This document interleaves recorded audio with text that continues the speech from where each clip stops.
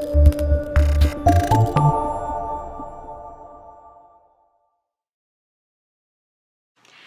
it's Amber from Body Positive Yoga here. You can find out more about me and the work that I do at bodypositiveyoga.com. I've got a question from somebody that follows me on Instagram today, so let's jump right in.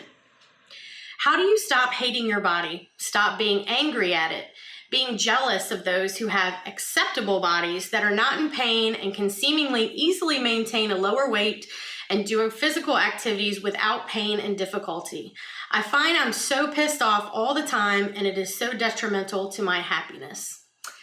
I can relate to this. I, for a very long time, was angry at my body because it wouldn't do what I said, because it wouldn't react the way that other people's did when I went on a certain diet or did a certain type of exercise, and I would see other people's bodies respond to that and mine wouldn't. And it was very difficult for me to lose weight when I was still pursuing intentional weight loss. And I can remember also a time when I had really bad chronic back pain for a long time, and I was angry. I was like, what the hell, body? Like, what are you doing? Like, get it together. I want to be able to go back to CrossFit and lift weights and do all the things that I was able to do. And my body wouldn't do it. So I get it. And I would say that, like, the first thing is don't be so hard on yourself. I think it's normal to have emotions. I think it's normal to feel angry when something doesn't go your way, but you are already doing the work you need to do to be self-aware and identifying that these emotions of being angry at your body for something that you really can't control is detrimental to your happiness. Those are your words. So it's time to switch it up. We're going to change a few things here. Have you ever expressed your feelings to a friend or a parent or an employer, and basically instead of being listened to and empathized with, you were told, like, well, you shouldn't feel that way, like, stop being so sensitive? It doesn't feel good, right? You want to be seen, you want to be heard, and hearing, like, stop feeling that way doesn't make you stop feeling that way. It just makes you feel bad in a different way. So first thing you got to change is you got to stop being mad at your body for feeling the way that it's feeling.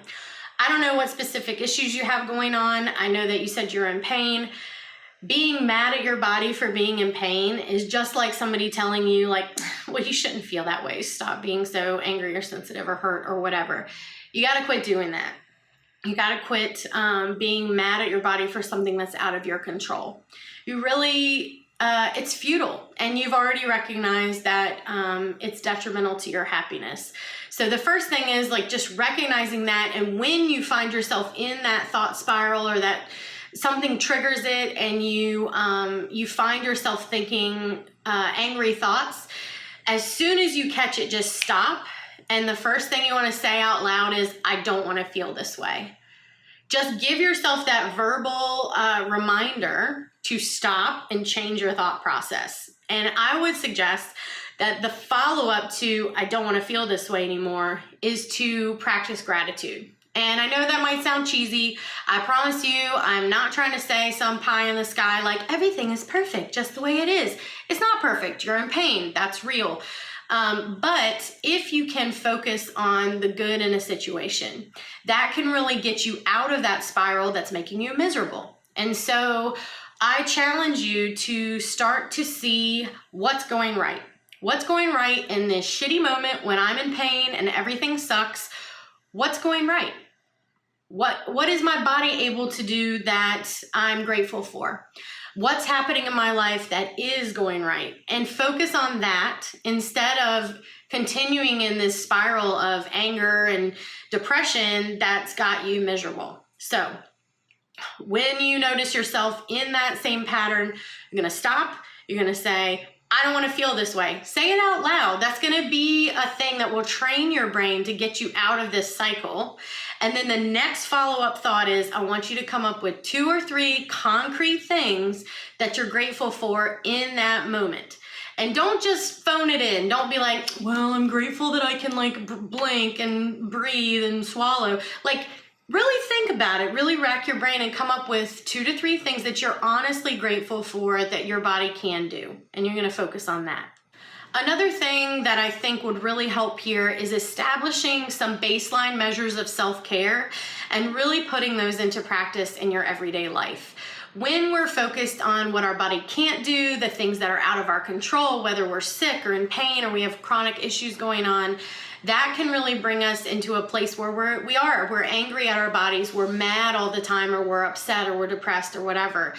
But self-care, baseline measures of self-care, like hydrating enough, like eating food that nourishes your body, like getting enough sleep, like practicing things that help bring your stress levels down, like breathing practices or whatever type of yoga you might be able to do, or mindfulness. Seeking out pleasurable sensations, maybe taking a multivitamin, keeping your body clean, brushing your teeth, things like that are really like, there's an Instagram account I follow called Boring Self-Care, which I really like. And they're little illustrations of things like this, like made a doctor's appointment or brushed my teeth today. But my point in this is if you can make a list of like, what are the baseline measures of self-care that tell you I'm well, I'm being as well as I can be in the body that I've been given. And we don't usually hate things that we take care of. And so self-care demonstrates to yourself and to others, but mostly to yourself, that you're worthy of attention and you're worthy of care. And I find it a lot harder to be totally pissed off all the time at our bodies if we're trying to take care of them. We're trying to provide them with the best care that we can give them.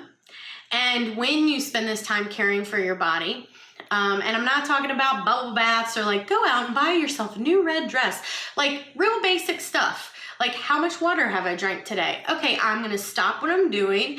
I'm gonna go in the kitchen and get myself a glass of water because that's nourishing to my body. And I think like framing it that way in your mind, like I'm doing this thing because it's good for my body, is a really good way to demonstrate to yourself that your body is worthy of care, even if it's not in the best shape of your life or the most well you've ever been. You're giving it the same care you would as if it were in the best shape of your life or the most well you've ever been. I hope that makes sense. And finally, my suggestion is to breathe. I'm a yoga teacher and I have a very big belief in breath work as a form of self-care, and also as just a general thing that a general wellness practice that almost anyone can do. And so breath is a wonderful tool to bring us home to our bodies and to get us to that still, quiet, peaceful place inside of us that really is at the core of who we are. Our natural state is to be peaceful, is to feel well, and to feel that sense of equanimity that you can reach if you stop and you take some deep breaths. So my suggestion to you, well, let's do it together, is to sit up in your chair, or if you are lying down, lie back and make your body comfortable and let your spine be long. So if you're sitting up, don't slouch forward, don't lean back, really sit up tall and extend your spine. And if you're lying down, make sure that your back is nice and flat, as flat as you can get it. And then close your eyes or lower your gaze to the tip of your nose and make your gaze soft. And then begin to just tune into your breath. And before you start to change or control it, just observe what is. Observe the length, observe where you feel movement, maybe a temperature you might sense. And just take note of that information without judgment. So don't make a story about why it's that way. Just notice what is. Just see if you can learn something. And then start to deepen your breath. And take one hand to your belly, one hand to your chest. And as you start to lengthen the inhales and the exhales, see if you can keep the hand on your chest more still, and let the hand on your belly rise and fall with each breath. So that means drawing the breath down into the bottom parts of the lungs, filling up the belly with air. You may have to make the belly soft if you have a habit of sucking in your stomach, which a lot of us do. See if you can intentionally make the belly soft and let it fill up with air like a balloon. As you exhale, just gently squeeze the navel towards the spine to get all the air out before you take the next breath.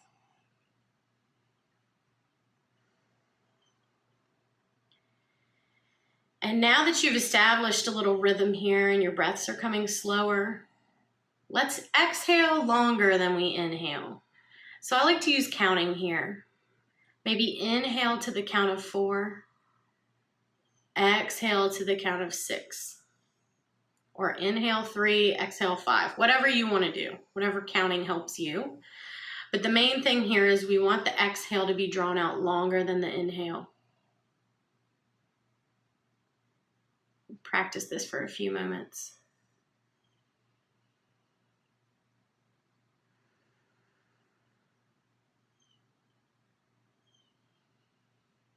If you find yourself distracted by something or distracted by your own body, if you're in pain, see if you can just gently bring your awareness back to your breath.